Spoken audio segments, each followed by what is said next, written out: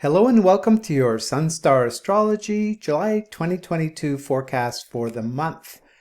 And happy Canada Day, everybody, and Independence Day for all of those living in the United States. So this is the big weekend, and there's a lot to say about what's going on in the month of July in this very interesting year, 2022.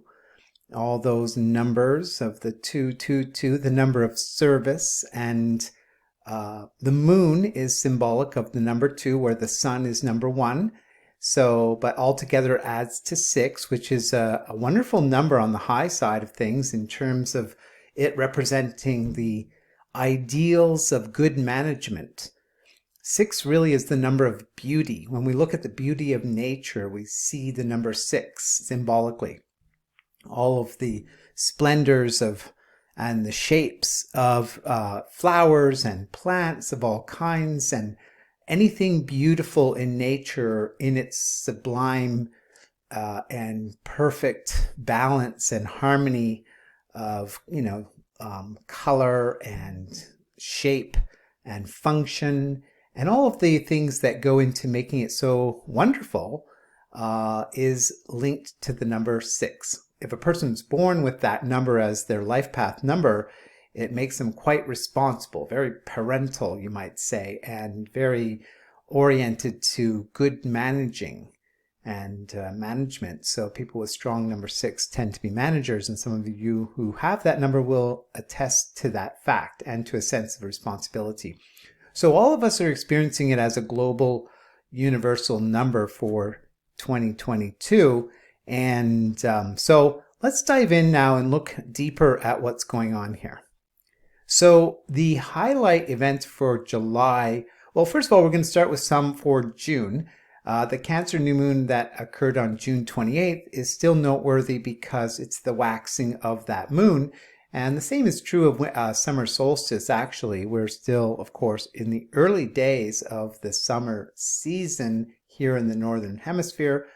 For any of you listening here who are from the southern, well, you know it's the beginning of winter, technically and officially, in terms of the solstices. Now, Neptune turned retrograde on June 28th, and I'll talk a little bit more about the retrogrades that are occurring, which is a very common event, but it's always worth mentioning.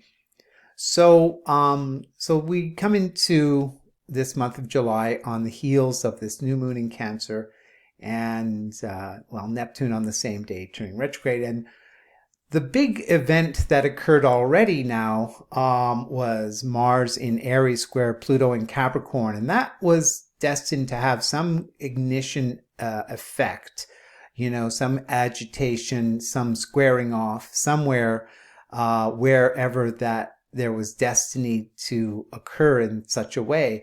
And that definitely did occur here in Canada, in Ottawa, with demonstrations and protests about all the various things linked to the lockdowns from COVID even, but going forward, all of the continued limitations and restrictions that are being imposed, and just the whole complex spectrum of politics of our time. I've only been peripherally focused on exactly what's being protested, but with so much going on the world over, of course, it's nice to be focused on what's going on in your backyard, in your own country, etc., but it's all part of the globalization that's occurring. It's just a natural unfoldment that we're beginning to see abroad as well. Anyway, that did occur, and we're now in basically the aftermath. When it comes to an aspect like a square or something, it's really the build-up to the event, and then it lingers like a hot element on a stove, staying hot for a while after it reaches, once we turn it off, it remains hot. So it's a bit like that. It's the build-up, generally speaking, that is the big event. That's true of the full moon. That's true of most aspects, by the way.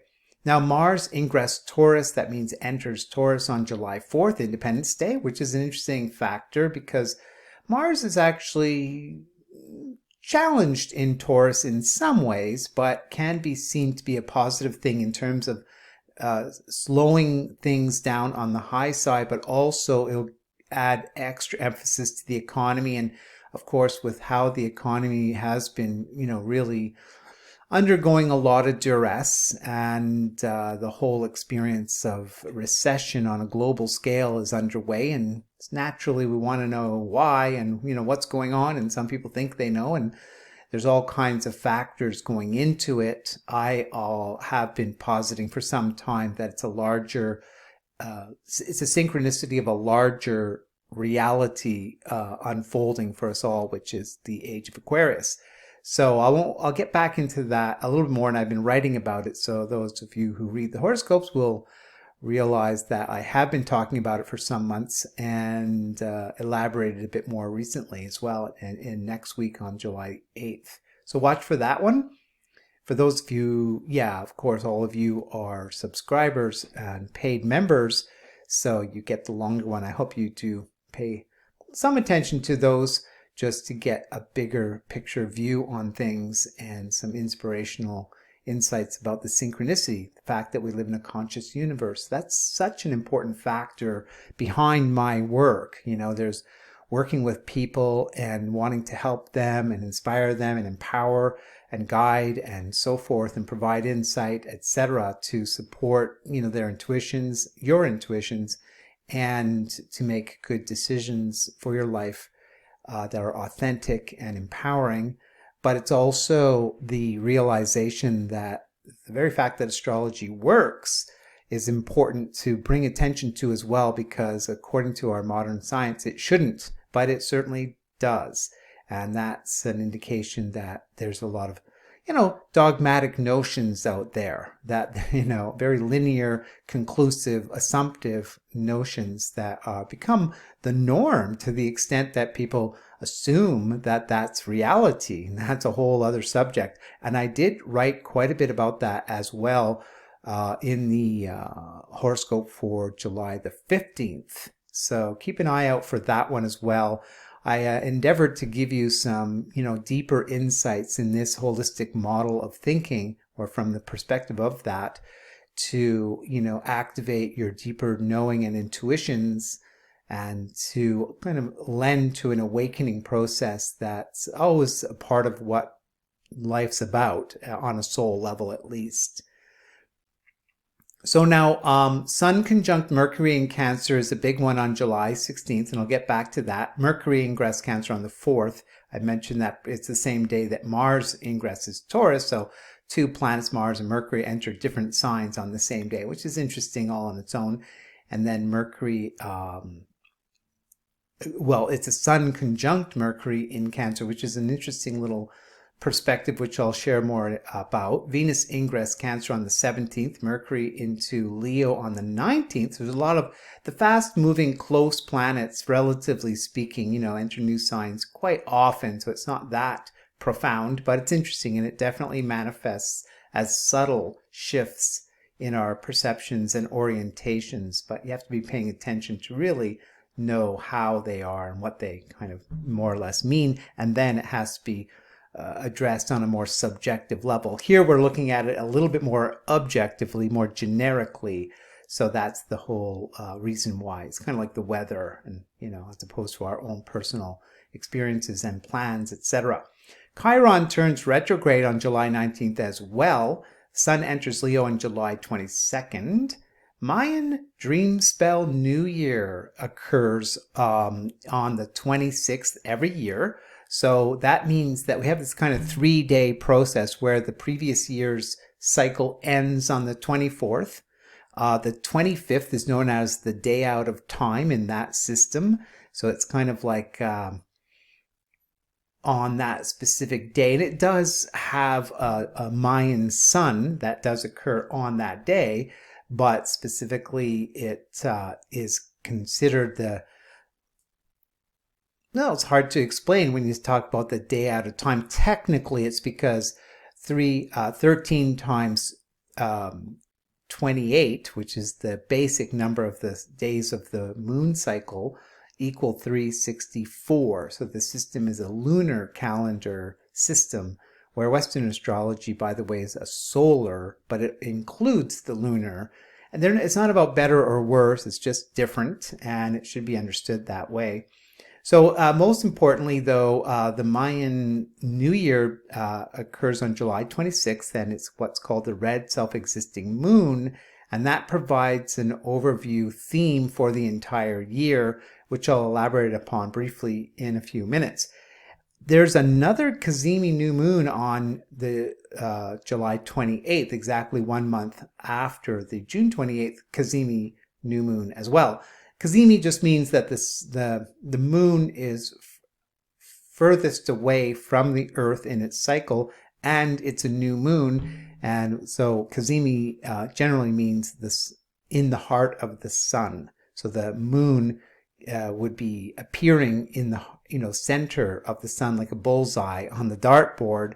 And that can happen for any planet, but when it's a new moon, it offers a kind of a added auspiciousness if one can or is aligned to act in according to that particular event. It's a bit of a, you might put it in the category of a belief, but those who work with the moon closely can attest that yes, it actually can work in a very specific type of way for the sake of practical activities, etc., etc. So it's a rather interesting notion of living in tune with the sun and moon. And I'm actually creating a course that will teach you how to do that. And indirectly, if you're at all interested, you'll learn the language of astrology in a really useful and again, practical way, because it's by using it on a regular basis that you get to, familiar with the symbols and with the whole dynamic, the whole language code, etc. But the fact is, nobody really wants to learn anything unless they can use it somehow. I mean, there's the odd intellectual or, kind of person who wants to accumulate and acquire knowledge for its own sake. They're the fewer these days, especially with computers, etc., but it does happen. Finally, July 28th as well, Jupiter in Aries will turn retrograde. And so let's have a closer look at all of what this means. Now, we are once again in the early days of summer, so we're still experiencing the aftermath or the unfoldment of the summer solstice that occurred. And I did talk about that, so I'm not going to get too much into it at this time. But if we were to look at the chart of that, it did show that it would be a rather complex summer indeed, and one which, though, would experience a rebound of the economy, positively speaking. So we can look forward to that on the high side.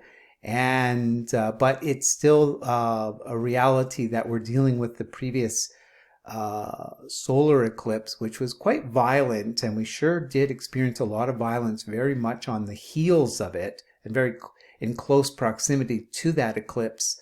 And I suspect there'll be more. Everything from the war in Ukraine to all the shootings in the United States, and I'm sure there was other events that I wasn't aware of. But yeah, there's been a lot. It's quite sad and tragic. We just go on with our lives. What can we do? But some people's lives have been ruined. Quite a few people, in fact, and it's the sad, tragic side of life.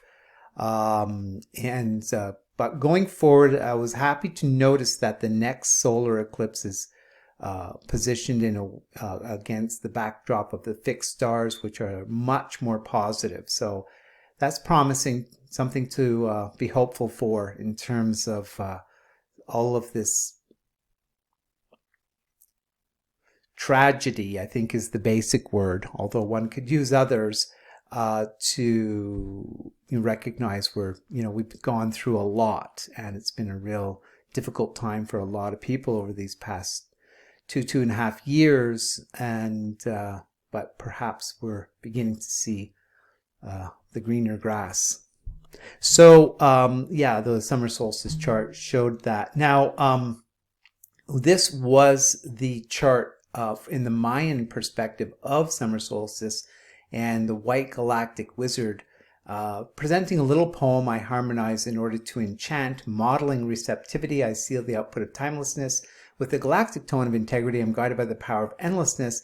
This actually is a pretty good look at what I'm, kind of a reflection of what I just said. There's a positivity here, and I harmonize in order to enchant. So that's the good news about what we're seeing right now. And everybody, I've noticed, people want to be happy. They want to be kind in most regards. Having gone through what we've gone through with all the isolation and alienation and all the, everything, the shutdowns, the coercion, the economic disparity that emerged, and we're still reeling from it. We're not past and through it entirely. There's all the repercussions of it yet, but at least, let's get back to enjoying life and, some of the more simple pleasures like summer markets and fairs and festivals and things like that, especially in the summertime period. So yeah, there's a lot to celebrate, and life itself is a gift on its own ground, even though it can also be a struggle. And there's other words for it along the way, but gratitude is the best attitude, because gratitude equals altitude, right? So all right, now I'm gonna flip over.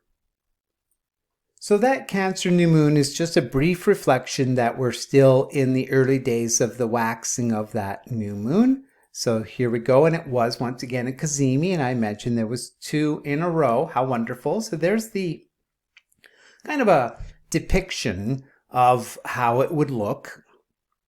The moon is, in comparison to the sun, not that big by any stretch of the imagination. But from the standpoint of the Earth, it would look larger than not. Okay, so this might be an approximation of what it would look like from the Earth's perspective. That's always a key understanding, is that we live on Earth. Our perspective from here, our collective perception based on the realities of, where we're positioned, how far away the moon is, and it has an elliptical orbit, and that's why when it's Cazimi, it's at its what they call apogee, which means further away, versus its perigee, which means closer in its elliptical orbit. Okay, and that's why we get both total solar eclipses, but sometimes partial, but sometimes on the opposite extreme, Cazimi, which does not carry the same intensity and deep-rooted power, admittedly, of an eclipse, but it still does have an auspiciousness about it. So there's something lovely to consider in that. Now, Neptune did turn retrograde. So the far planets, the retrograde phenomenon, of course, it's something of an optical illusion, but it's one that has a deeper psychological and spiritual evolutionary impact, by the way. So if you're born with a lot of retrogrades in your chart, you would generally be deemed a retrograde personality, is one of the ways of describing that. And it definitely it tends to make a person that much more counterculture, that much more against the mainstream push. Now, there just so happens to be retrograde planets about 50% of the time, and sometimes, several at a time. Not uncommonly, there's several at a time. So a lot of people have 3, 4, 5, 6 retrograde planets, and one way or another, depending on a whole variety of other factors, they will somehow be, counterculture. That could be in a very loud, aggressive, revolutionary, rebellious way, or it could occur in a more sophisticated manner, and so on. So there's a full spectrum of possibility of how it will manifest. But when it's transiting like now, it's a time period for us all collectively, and for a kind of an inward pull, according to the principles of that planet. Now, it also does, that's a generic kind of indication or statement, but it has a personal reality as well. In other words, how does that factor in your personal life? And that's it largely has to do with if it's making aspects to other planets, and if it is, then what will happen is the planet like Neptune will make an aspect to a planet in your chart, then it will slow down, stop, and prospectively not always, but often, will begin in its retrograde motion, and it will go back over that planet. And then it'll stop again, and then when it turns direct and go over it again. So that's called the triple bypass of a transit. Now, a transit, usually it's just like that from the transiting planet to a natal planet. It tends not to be more than 3 times, but there are some exceptions to that rule.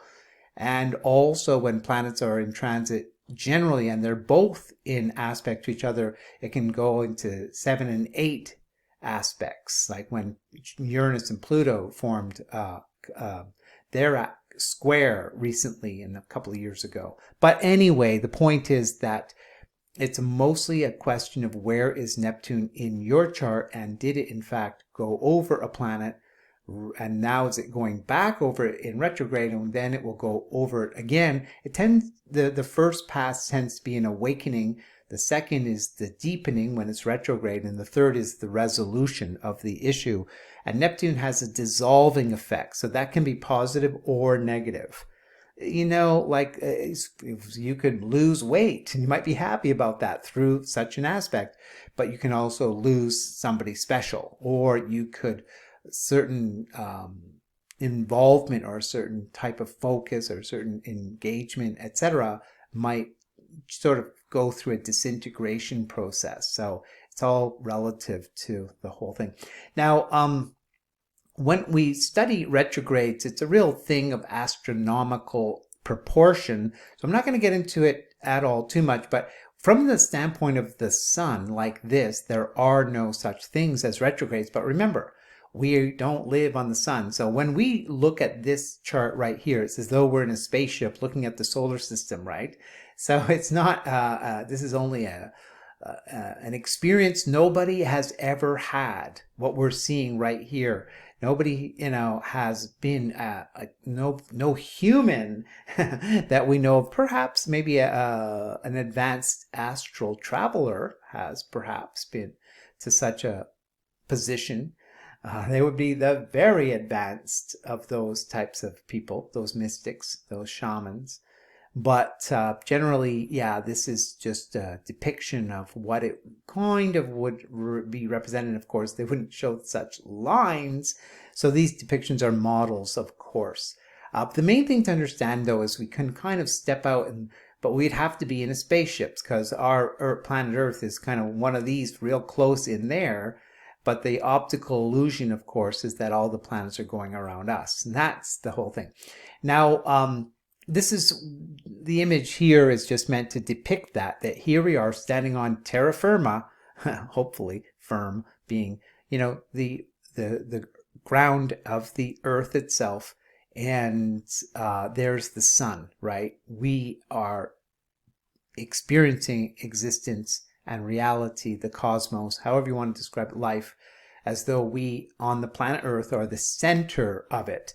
And although people go, no, it's the sun, it's like, oh, well, really, that's a concept though, right? It's maybe a fact that the sun's at the center of the solar system, but it's also conceptual because it's not experiential.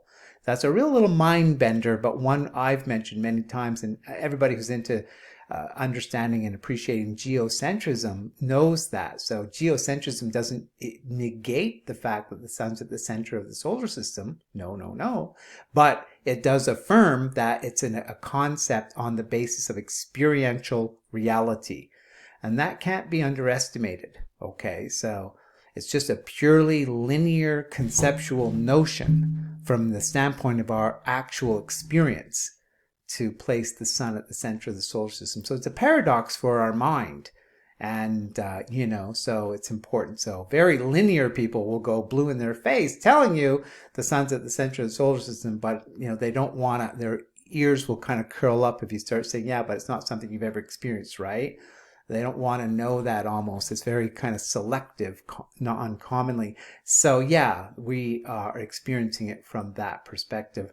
We are at the epicenter of existence, and each and every one of us have our own subjective experiences. And I'm mentioning this in part because of the themes of Cancer and something I'll elaborate upon in a moment. So that's where we get this, We are on this planet looking at the cosmos, the heavens, the stars, etc., from our subjective perspective. And this we call the Milky Way, but we have, renditions of our Milky Way, which are themselves models, because nobody's been outside of the galaxy to see it. So it's all guesstimations. So when we look at images of our galaxy, fair enough that they can, it's pretty wonderful that they can do that, but let's be clear, it's a model.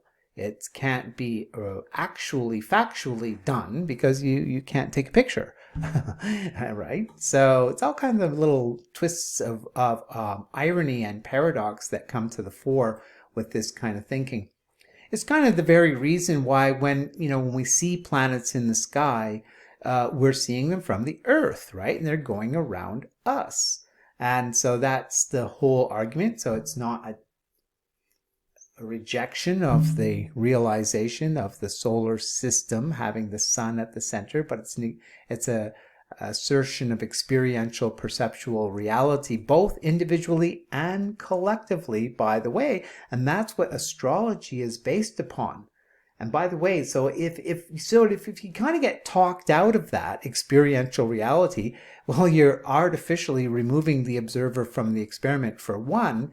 And it's kind of at worst divorces us from our experience of reality. We become very disconnected at worst. And that's where if you look around at people, you might come to realize, or imagine at least, that people are often more in their head than they probably were historically. They're more disconnected. Now we have more opportunity for knowledge, information, and so forth, and sophisticated technological understandings and, things that we just take for granted. But the fact is that we at worst are more disconnected. And so it's all a trade-off. I'm not blaming anybody. It's nobody's fault. It's just the way it goes, the never-ending story of dynamics of perception, belief, interpretation, etc., both individually and collectively. And that's very much the drama of life. And it, as the saying goes, changes the only constant and the core law of existence in the manifest universe is change. And I always encourage that, yes, and it's subject to measurement by time, and time is cyclic. We understand time cyclically, just like we have the day round, night and daylight, and then we have the month round, then we have the year round, and then we can look at the planetary orbits or rounds from our perspective, right? So it's all fine and good to endeavor to objectify, but it's a very artificial posture, and that's kind of the irony of what we've created by this whole scientific revolution, rebelling against religion and the dogmas of the church, which is a really important thing to have occurred. I would definitely agree. We kind of bit at times, the result of it has been one of throwing the baby out with the bathwater, because we kind of, on the far opposite extreme, kind of convinced ourselves of abstract conceptual notions and called them fact. So we've kind of subtly divorced ourselves from our own experience to some extent. And that's where the world, by expression and extension, has manifested as fairly strong degrees of artificial reality, like some people call it plastic, or the issue of plastic, which represents a kind of a negation, or a, what would you call that, a corruption. Plastic in many ways is a corruption. It's useful but unnecessary. So it's complicated, and it's very political, economic, but plastic is unfortunately very useful but very unnecessary. And if only we could just recycle all the plastic, it might not be a big issue, but it's a very toxic substance that goes in, and chemistry and so forth that goes into it. So it's a very strong polluting factor. So what are we going to do? So it's a classic example of the artifice that we've created in our modern culture. It just goes to show you, not to be cynical, but often our solutions cause their own problems, and it's not our fault neither. It's just we're adapting and doing our best, and plastic, oh, this works well, for this reason, that reason, another reason. Next thing you know, they're all the rivers, the waterways, the oceans are filled with this plastic crap. So it's it goes both ways. So we have to try and get back to the garden, shall we say. We have to get back to an understanding of our relationship with existence from a more subjective, personable perspective, which is, interestingly enough, a geocentric one, where we become more appreciative that, there's not like just other planets. Oh, we'll get another planet. No. And if, anybody wants to go to Mars, well, be our guest, go ahead.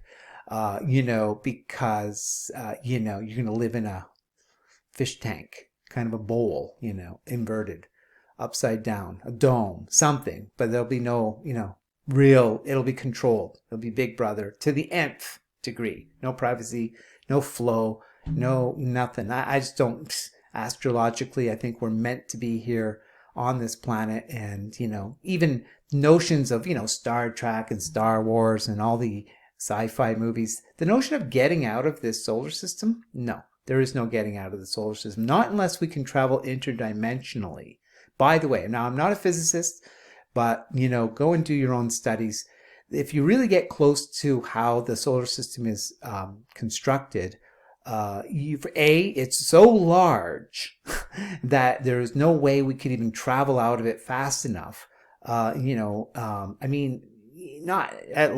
no means yet, and maybe never. Just it sounds like, oh yes, one day. Oh yeah, well maybe one day, but maybe not. And partially because the way the solar system's designed, and there's all kinds of problems that go into the notion of traveling through space that just don't apply. So we're all a little bit kind of. I like sci-fi movies. I like the concepts of them. I like the whole kind of thing. It's very fun and exciting, but in reality, not really. So we have to come to realization that this is the only planet we've got, and so on. So it's a school for souls on a whole other front. So won't go on and on with that, but there's lots to be said. So this is where we get into this geocentric perception of reality. Even this is, artificial, because we are hovering in space looking at the planet Earth, and there's the planets, but in a, if we can just recognize this as our experiential reality as a model, well, there you go, the Earth geocentrically and the planets appearing to go around us. And this is an example of the loop of the when planets turn retrograde, because while we're in motion around the sun, those planets are too, and the interrelationship dynamic, the perceptual illusion, creates these loopy kind of cycles. That is what we call retrogrades. But there's a high side to it. For example, look at what happens. This is a graph image of the retrograde cycle of Venus. It creates what's called the Venus rose. Okay, this over many years, okay, Venus creates this image. Now, actually, this I think is actually technically not that many years. It's actually only 8 years, but this particular image shows it repeated again and again. Okay, so it's this beautiful image of the 5 retrograde periods over 8 years, and it creates this wonderful image. And that's true of all the planets, by the way. I don't have those images to share with you right now. I've been looking for them. If anybody has any, please feel free to send me an email and send them my way. I'd really appreciate that. I had them. I can't seem to find them again. They're not easily found, but it's a real beautiful celebration of how the planets, when in their retrograde cycle from the standpoint of the Earth, over time, when mapped through computer generated imagery like this, creates these kind of spirographic, beautiful imagery. So the planets over many years in their retrograde process create these mandalas in the etheric, is a beautiful way of saying it. Okay, it's almost like an album. Mandalas in the etheric. Okay, there you go. For all you poets and artists and composers, grab that one and do something exciting for us all. Okay. Now, Saturn, by the way, is, currently retrograde. I just wanted to throw that in. It did occur back in June and it continues to late October, but just to throw it into the mix that it too is retrograde. And there's a whole story behind Saturn, which I talked about last month briefly, but I'm just going to mention that it's a very, very important planet because it's it just plays such an important role. I'm going to leave that one alone for now, but I do want to talk more about Saturn just in terms of how important and powerful is the Saturn return. And Saturn doesn't simply return and that's it. Oh, I'm about 29 and or 28 and a half, 29 and a half. Oh, I had my Saturn return. That's it. The difficult time's over. No, when it returns, it actually creates what's called a return chart. And sometimes you have what's called a triple return.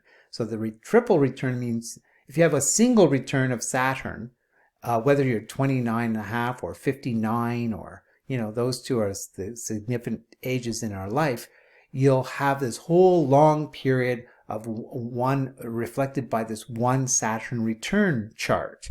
But if you actually have what's called a triple return, Saturn returns and retrogrades and then goes direct again, just like I mentioned earlier, you'll have a triple return, so it creates 3 charts, and they each has a strong theme with very specific time periods. And I've been working with this for some years and, asking my clients and really presenting to them that's the likelihood of those experiences. And each time, yes, indeed, they are in fact having those strong influences in their lives. So your Saturn return can have a very strong, almost invariably has a very strong synchronistic outer reflection, experientially. There'll be very strong synchronicities that align very closely to your Saturn return, which create definite new junctures of focus and experience in your life. Make no mistake of it. And so I invite you to, inquire with me about what those are in your life, because when I tell you, you'll go, yep, that's what's going on. And you'll also be empowered by the deeper understanding of what it, symbolically represents in terms of your destiny. So it's so exciting to share this with you because I always get excited because that astrology works is testimony to that we live in a conscious universe. Life is on purpose. We are souls incarnate. We are born with destinies. We do have free will, which is a cornerstone of our destiny, but we are here on purpose, and it's for us to figure that out to the extent that we might want to or choose to, and astrology is the master key for doing that. And I've studied many systems, by the way, numerology, tarot, the Enneagram, and the 7 rays, and all kinds of systems like this, and they're all quite wonderful. I love them all, but none are as powerful as astrology. And some people say, oh, well, I'm a numerologist and astrology kind of approximates. Like, wrong. Capital W-R-O-N-G, wrong. Numerology is more an approximation. It's pretty good. It does work. It does work, but it's not nearly as precise as astrology. I will tell you with absolute certainty.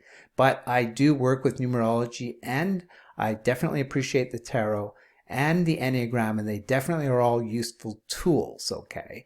So I don't want to underestimate that. Each of them can be used very well by various practitioners, but if you really want to get into the finer details, you really want to find, the nitty-gritty, and you're willing to do the work, astrology definitely is it. No, so Chiron itself will be turning retrograde in July through till late December. Chiron, I just want to briefly, it gives me an opportunity to talk a little bit about Chiron. Chiron's that a centaur, right? It's not really a human. So it's got this maverick quality in astrology, and it really is a difficult one on one level to factor in. And that's true but it still has a very definite presence, and wherever it is symbolic of a wound you have that you're here to heal. It's a part of your evolutionary journey.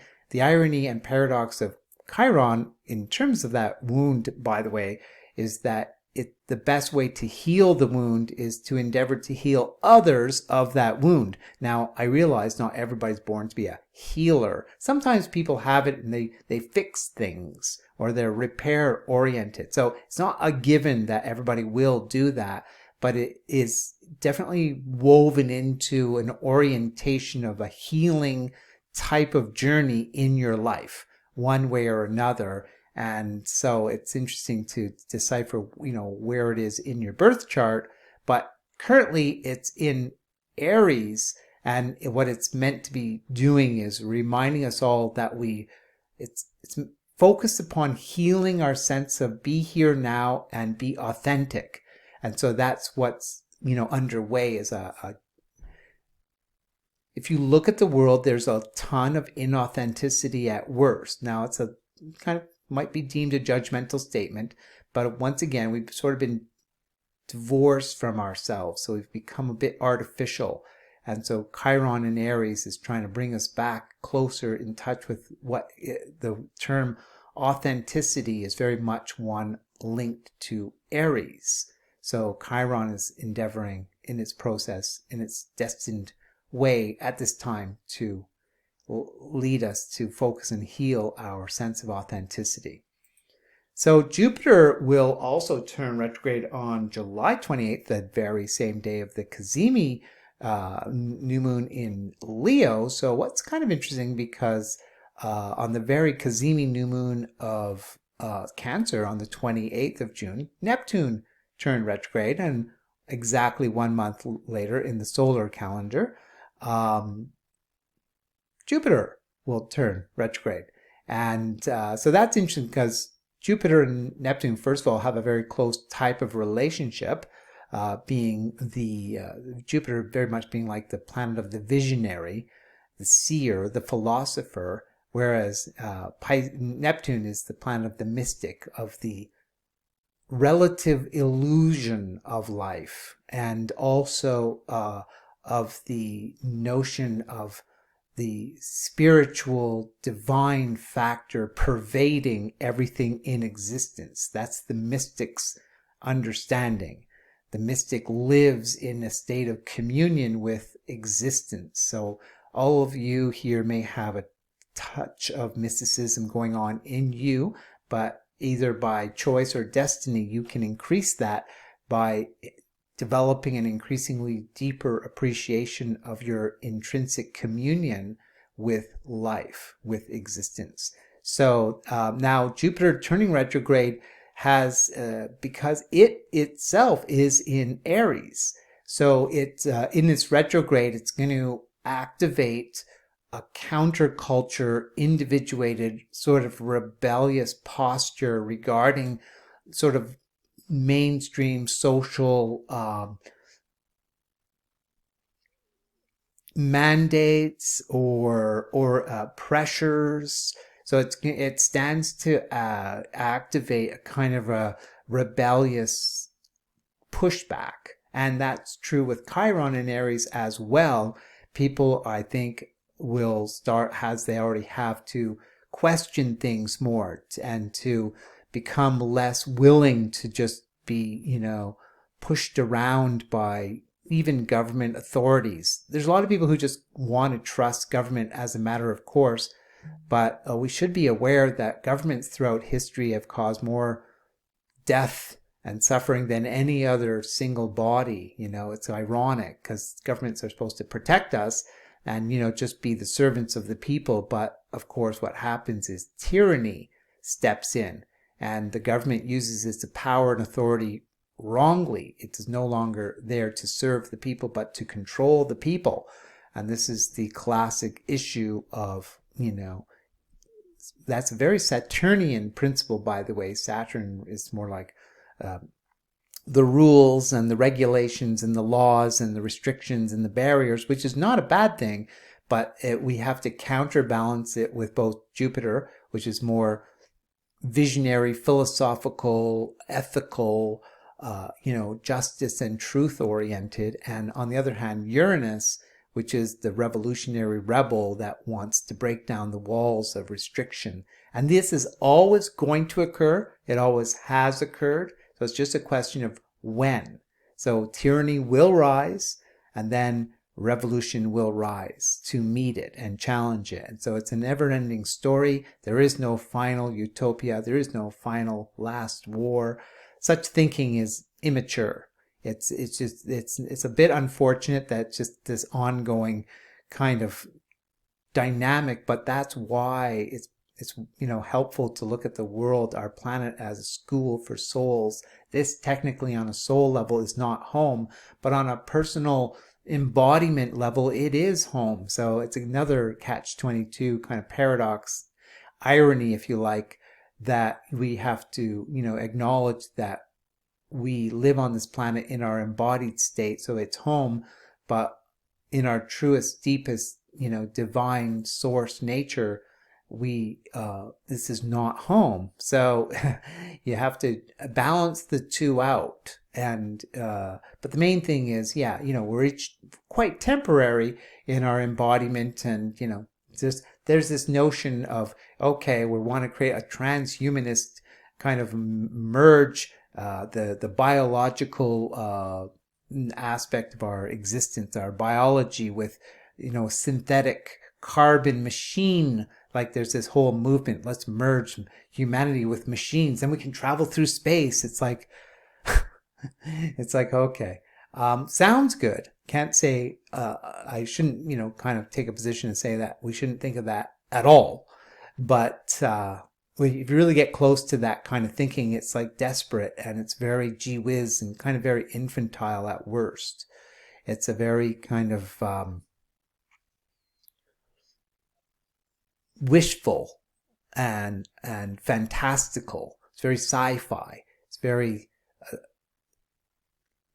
thinking that traveling through space in some kind of isolation chamber or some kind of cryogenics where you go to sleep and you wake up 80 years later or 100 years later or whatever it is later, and that you're at this planet. It's like, you've got to be kidding.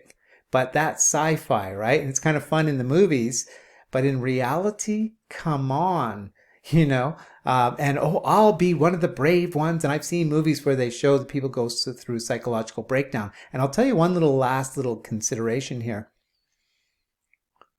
Something that's not often discussed and should be. Every sun in the entire galaxy represents the center of a different solar system. But more specifically, every sun has a unique composition. It's the way the molecular structure of that sun, which is a star, right? Every sun is actually a star. The molecular structure of the star is different every time. Every star or sun is different than every other sun. It's like a person in a way, but even more, it's like a species. And in any solar system, the solar radiation of that sun pervades everything in that system, pervades it. So you have to understand that none of us can probably exist around another sun. You wouldn't be able to live in another solar system. Check that out. Maybe you have a skepticism, but go do some homework. So what this does, we're kind of led along into notions of, this and this possibility, and this fantasy, and this kind of sci-fi, utopian ideal of this and that. But really, what we need to do is become more authentic and more embracing of our soul nature and more respectful of the fact that this is the only planet we have or ever will. you never know, perhaps if we could, and we do in fact advance to be able to travel interdimensionally and no longer be limited by this physical corporeal body, then maybe, yes, we could perhaps go and have experiences in other places of the, cosmos, of the inner dimensions or the other solar systems. I'm not sure. So, but the only way I'm pretty sure we can get there is interdimensionally, which can only achieve by a spiritual development, by the way. It's a really important thing to consider. Okay, that there's no getting there in a spaceship, and there's no merging us with the machine. There's a lot of little like mad scientists who are thinking, oh, that's the solution. It's like, no, that's not really the solution at all. So I say this in part because astrology actually celebrates this relationship we have with existence in a very deep, profound way. It really reveals our soul nature. It reveals the conscious, intentional universe. It reveals that we're born with a destiny. And even though invariably life on the planet is and always will be a drama, there'll be always dynamics and relationship conflicts, and it just seems to be built into the very program of being a human. It's why it's a school for souls. We're learning here wisdom and humility and how to love and how to be responsible and how to be co-creative and how to be cooperative, and all these things we're meant to learn. And what teaches us mostly, of course, is pain. Pain is our teacher. And it's not like we want to invite pain, just the opposite, but it's when, by our choices and actions individually and collectively, that we create circumstances and realities that produce pain, then we realize what not to do. So, look at the plastics in the world, in the water systems, in the oceans. That's pain, right? So I'm not judging or blaming anybody that that's the way, but we each and collectively need to kind of awaken to realize what we're saying here. For example, okay? So it's not just purely kind of a stormtroop, the parliament or the White House or something, but we have to take stock of who we are, what we are, why we are. And, we're souls incarnate, evolving through the Earth School on purpose, and prospectively, so that once we graduate from this plane, this dimensional level, individually and collectively, we can advance to higher planes of existence and engage thereby in other levels and experiences of creation, So that may itself, the funny thing is that may sound fantastical, but there's more reality in that than any notion of spaceships moving through space, okay? So really give that a thought for a while. So imagine the notion of interdimensional existence and travel is a reality, but the traveling through space in a spaceship is an illusion, a fantasy. It's not going to happen.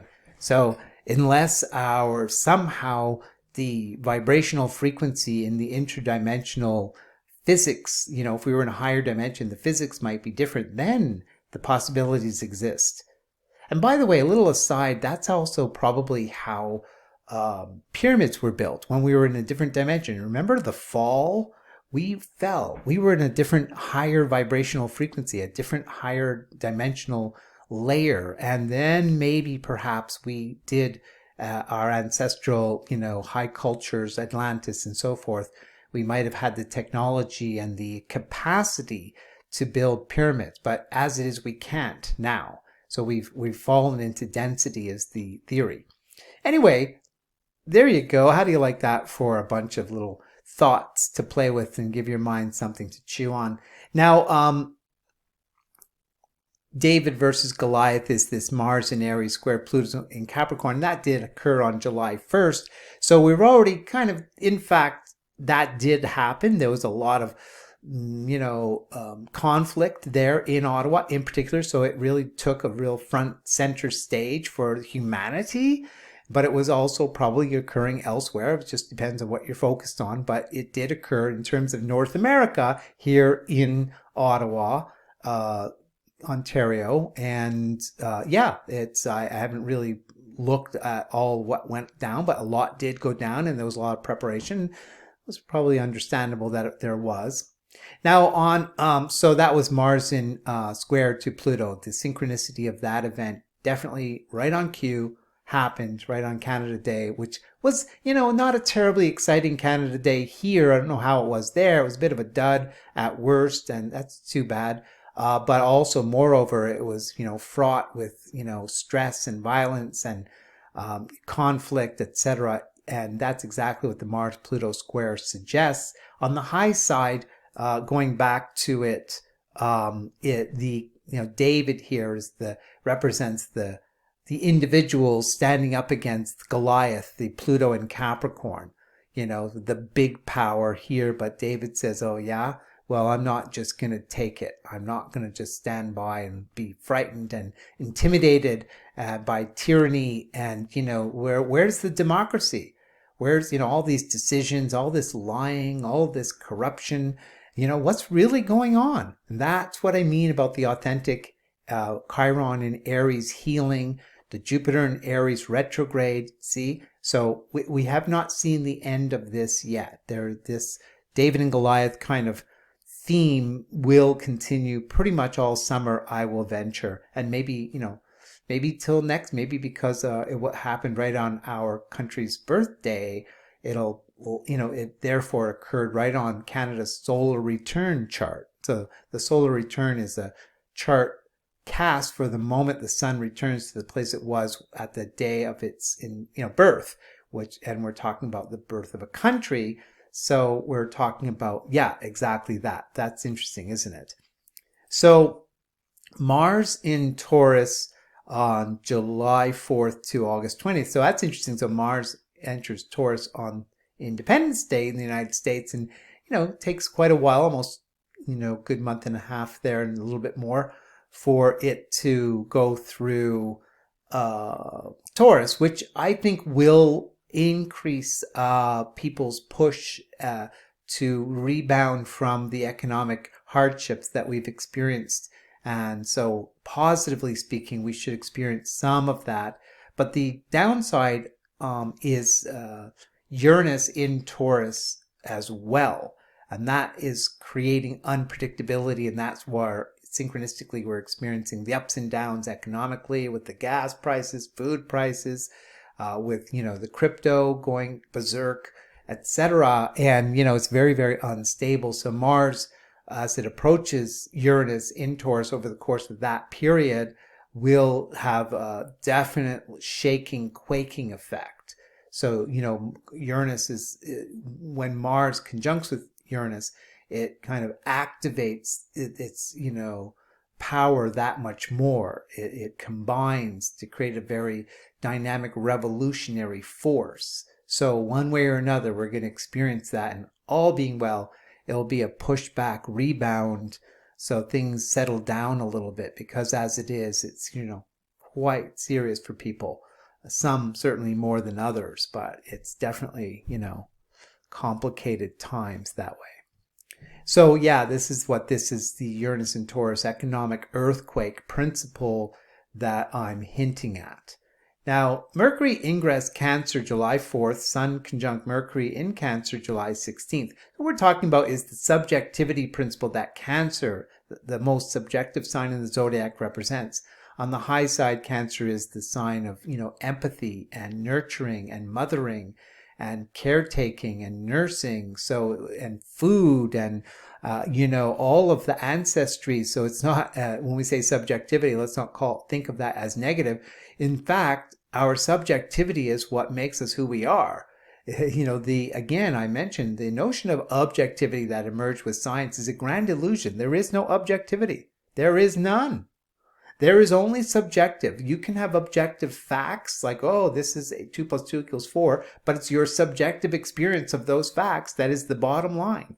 Really got to pay attention to that, okay? There is no real objectivity. It's a grand illusion. Think about it.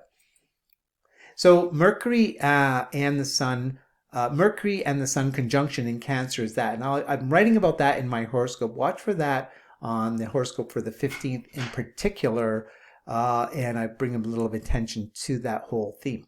So Mercury and the Sun ingress into Leo on the 19th and the 22nd respectively. So that will bring about that, Leo summer fun impulse that much more as it is with the Cancer energy. While it is there, it's kind of like more sort of caretaking, and it's a time to kind of tend to our home and garden and family and our needs and so forth. That's more likely to be our focus during this time period. So it can be kind of nice just to spend time close to home and pay attention to those familial and home needs. But when the Sun Mercury Leo event occurs, that's really a time, especially at least, to plan to have a bit more fun if you can, have the time in your life and rhythm. At least it'll be going on, whether you're there or not, but hopefully you will be.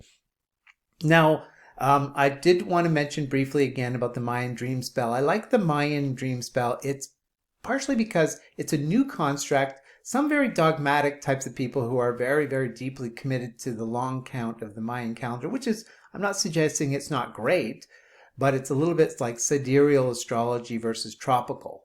Tropical astrology is based on the sun's light, the relationship between the earth and the sun.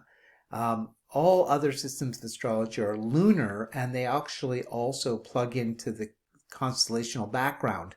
So all, which is great. There's nothing wrong with that at all. It's fantastic, but it doesn't negate the fact that we have this, Gregorian calendar, for example, and the relationship between the earth and the sun is very tied into the Gregorian calendar, which has become the global standard. Okay. Some people have conspiracy theories around that, and I'm not going to say that those aren't warranted at all. But the main thing is that what happened was this Jose Arguelles came along and had, I suppose, the mission to bridge Mayan astrology with the Gregorian calendar, creating the dream spell. And in so doing, he brought it onto the world stage. Otherwise, the Mayan calendar would have drifted into obscurity, is the theory. Okay, but it's kept it alive, and so people can go and explore what's called the long count and other branches of Mayan cosmology and so forth. Go ahead, there it is. It's for you to do. If that's your calling, go crazy and enjoy yourself, and it's very profound, definitely. But the dream spell is that much more, easily mastered, for one, and it doesn't hurt that it works really well. If you start working with the dream spell, you'll realize, wow, this really does provide some pretty darn good reflections and synchronicities. So that's the main point there. Now, so what we're experiencing is the end of a certain annual cycle, what's called the Haab, generally, HAAB, and the day at a time is what I mentioned before. It's that in terms of the Mayan calendar, it's like a day out of time. So it's kind of kick back and just, in terms of being in alignment with it, it still, as I said, has a sun yellow electric star, but which is interesting because the entire cycle was symbolized by the yellow electric seed. So it's a kind of brings the cycle to a full, complete, kind of harmonious end. I'm not sure if that happens every year, actually, and I didn't look into it. I might, for the sake of a bit of a review for next month, because after all, it's at the end of the month anyway, so I might just do a quick review and see if that happens every year, that you have the same what's called tone on the final day of that cycle. But something to be said about that, but I won't get into it right now. Main thing is that the red self-existing moon is the new theme that starts, and the yellow electric seed was more philosophical and meant to expand our scope and vision of a deeper, larger reality, and to plant the seeds. The yellow electric seed principles plant the seeds of new thought, of new perceptions, of new understandings, of new culture. And if we look at the world, there's reason to say that's in fact what's happened. Now, the red self-existing moon, interestingly enough, focuses on a whole other dynamic, which reads basically as, I define in order to purify, measuring flow. I seal the process of universal water with a self-existing tone of form. I'm guided by the power of life force. I'm a galactic activation portal. Enter me. Now that that last phrase on a galactic activation portal means that it has a very added level of power, is my general understanding of it. I define as logical, precise measurement, and the whole theme of, it really speaks to, it's time for us to get more in tune with who we are, with what we feel, with our bodies, with our minds. We've really been, call it a conspiracy theory, but there's reason to believe that there are forces that are controlling the collective narrative. It's basically monopoly. They just want to control the market. It's just, there it is. If you can learn how to manipulate the minds and perceptions, the appetites, the desires of people, you can kind of become, controlling, and you can predict what they're going to do. And because people assume that their perceptions and experiences are objective, people are going around thinking they see reality as it is, as opposed to how they are potentially programmed, conditioned to perceive reality, you see. So there's a nice little riddle that goes like this: when you realize that you don't see reality as it is, but as you are, then you see reality as it is. So you have to awaken from the delusion of your assumed objectivity. Then it's because when a person operates in assumed objectivity, they become very matter of fact and very narrow-minded. There's no discussion. There's no dialogue. They become, this is it, that's it. You don't get it, do you? They kind of think you're not seeing it. But that what they're really saying is, my God, I've been programmed, but they can't see it. That's really an important consideration to contemplate. Only when you embrace your subjectivity do you begin to awaken. It's exactly the opposite of what it might seem. When you accept that I don't see reality as it is, but as I am, by my nature, by my personality, by my conditioning, by my social influences, then you awaken to see that, and you become aware of that reality and possibility in it. Even if you're not entirely in control of it, you're more in control of it, because you're not under the grand assumption that you're seeing it as it is. You see how that is a real tricky and very clever little kind of thing that some, it may be said, have produced, or has, at least you could say, been the result of our assumed notions of objectivity. Okay, so that whole theme, and I say this again because of the Sun in Cancer, Mercury in Cancer, conjunction, and Venus entering Cancer, subjective sign. So we want to, it's kind of a back and forth story. If you assume objectivity, you're basically asleep. You have to awaken to your subjectivity. If you assume objectivity, you have to awaken to your subjectivity to increase your objectivity. Okay? That's the basic best way I can say it. So this is a paradox. And the paradox, by the way, that's woven into the red self-existing moon, by the way, reads this right here. Changeability and flexibility versus rigidity and control. That's the theme for us all this year. Changeability and flexibility. So we need to move with the times. We need to adapt. Issues: lack of self-control and responsibility. Not everybody will be able to do it very well. So we could come into a very accelerated turn, and we're going to have to really, whatever that means. And already we're experiencing it with the increased, fuel and food and everything. Everything's shaking and it's not easy.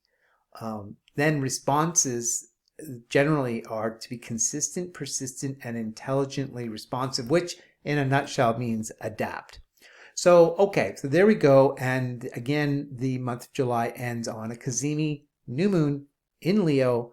And a very final factor: on the very last day of July, the Sun trines Jupiter, which is a lovely aspect. It just so happens, on a very high note, the very last day of the month, this trine, which is annual, but it's not always one in which the Sun is in Leo and Jupiter's in Aries, and that's a real interesting dynamic. So it's a very wonderful, auspicious aspect that we see right there. So make the most of it. try and target. It just so happens it falls on a weekend. I believe that's a Sunday. So do what you can to really grab hold of being very aware. But yeah, it's kind of a bit of a transient influence that will be strong that weekend. So grab hold, and it can be tied into adventure or festivity or upliftment, inspiration, all of the above. However you can, do your best to harness and be aware the last weekend of July. It's a real good one generally to, really kick back and enjoy life. So there you go. That's a look at July 2022 for you. And I added some other layers to just give you some other food for thought and deeper considerations woven into the whole story, which I like to do. So I hope you enjoyed that. And there you go. Have a great month. Thank you. I'll see you next month with the forecast for August. Okay, take care. Enjoy the sun.